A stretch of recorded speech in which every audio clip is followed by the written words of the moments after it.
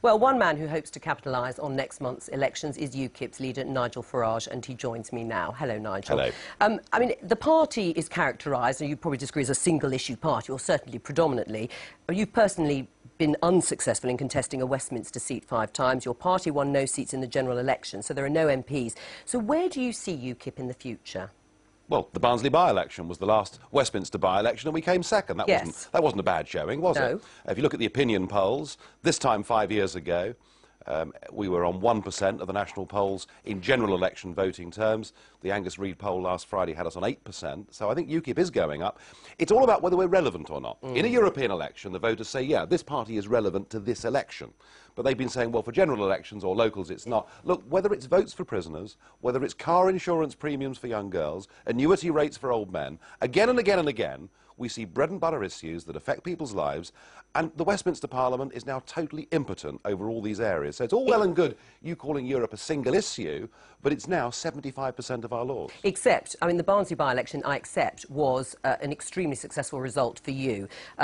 In terms of the votes that you actually polled. But there are still no MPs. And is part of the problem the fact that at a grassroots level you still haven't established yourselves comprehensively, like the Liberal Democrats obviously have in the past? You have 75 councillors compared to Liberal Democrats' 4,000. Is that a problem? Yeah. I mean, the party has not put enough emphasis on local elections in the past. We're now putting a big emphasis on them. We're going to field 1,600 seats in the English local elections. We are very confident of winning seats in the Welsh Assembly. We're hopeful of winning seats in the Stormont Assembly as well. So, I mean, for us, May the 5th sees us making this next step on the ladder. But you're right, we're not going to start winning Westminster seats until first we've built up district and county councillors in those areas. So you do accept you have got to build it up from the grassroots? Because, as you say, the European elections have been somewhat different. It hasn't helped you win at Westminster. No. So now there is this change of focus to concentrate on grassroots level. Very much what so. are you offering people locally? Well, we're the party that doesn't want to have politicians telling us what we can or can't do.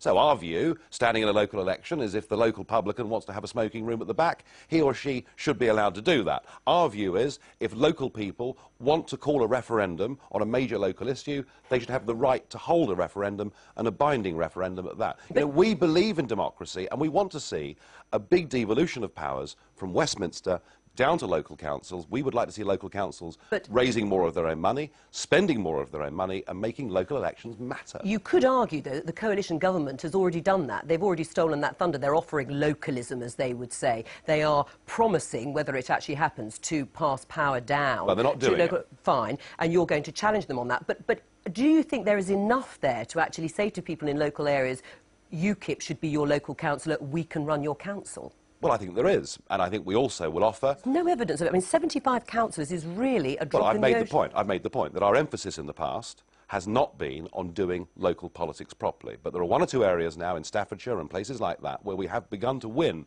district and county council seats, and I can't predict how many English seats we're going to win on May the 5th, but I think you'll see a big advance. Is it critical, this election? I mean, you could say, looking at the coalition as it stands, there is a disaffected wing of the Tory party. This really should be the election, or these should be the elections where you make huge gains, not just a step, and if you don't, is that really then... May the 5th is very important to us, and the people that are coming to us are not just disaffected Conservatives, there are disaffected Lib Dems as well coming to us, and the other big change in the UKIP vote are the number of 18 to 30-year-olds who are voting for UKIP. We need... What evidence is there of that? I mean, so you are... Opinion polling, look at any YouGov poll over the course of the last year, the biggest single rise in UKIP support is amongst young people. But you're right, May the 5th matters to us, we have to make advances, and I believe that we will. Now, what about the position on AV, on the alternative vote? Well, we think it's the wrong referendum. We should be having the referendum that everyone promised us, but we've got what we've got. I'd much rather it was on Europe or AV+. We're going to support the AV referendum on the basis that it is the first step towards proportional representation. Why weren't you on the platform there with Charles Kennedy? No, we're not grand enough to be with those people. So you weren't asked, or you said no? No, and I wouldn't have expected to be asked. No, remember, they are all the political class. They're virtually identical to each other. We are not the political class. We're not welcome in their company, and that's fine by me. I mean, Dave Wooding, how do you see the prospects for UKIP? Well, You just raised the point yourself, Nigel. You are seen as a one-issue party, Europe, and you're going from the big beast of Europe to the very tiny town halls with their old gas lamps. And I'm just wondering what you can do on a local level to appeal to ordinary voters who will look at this on local issues. Perhaps they're looking at it on the government, the coalition, as a verdict on them. But you're going to have to come up with some gift for these people to want to back you. What have you got locally? Well, I think the idea, I mean, look, UKIP's real single issue is democracy. We believe in democracy. But that's not a tangible thing. Well, I think it is. Look, for local people. Let me give you an example. In West Norfolk, there was a referendum the other day on whether a local incinerator would be built. 92% of people, on a 61% turnout, said no to the incinerator. The local Tory council have said, thank you very much, we're going to ignore you.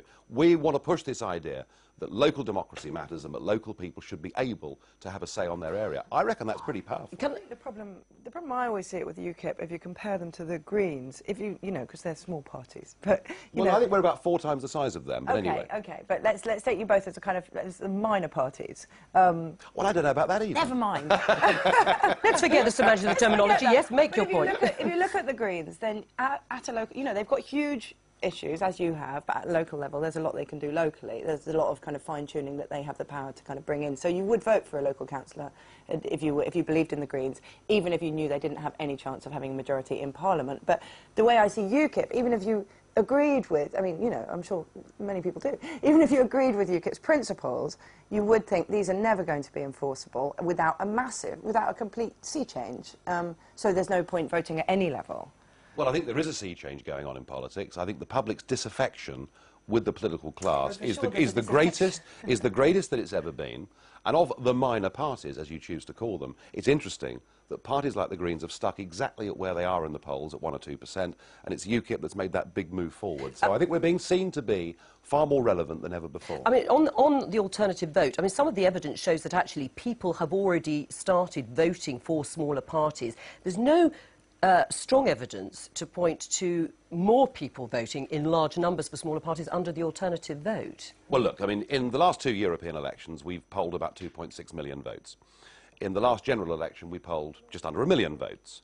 The commonest thing we hear as UKIP is, look, we'd love to vote for you, but if we vote for you, it's a wasted vote. Under AV, that disappears. They can vote with their conscience first, and then they can vote tactically with their second vote. So I think our number of first preferences would really quite surprise people. All right, Nigel Farage, thank you very much.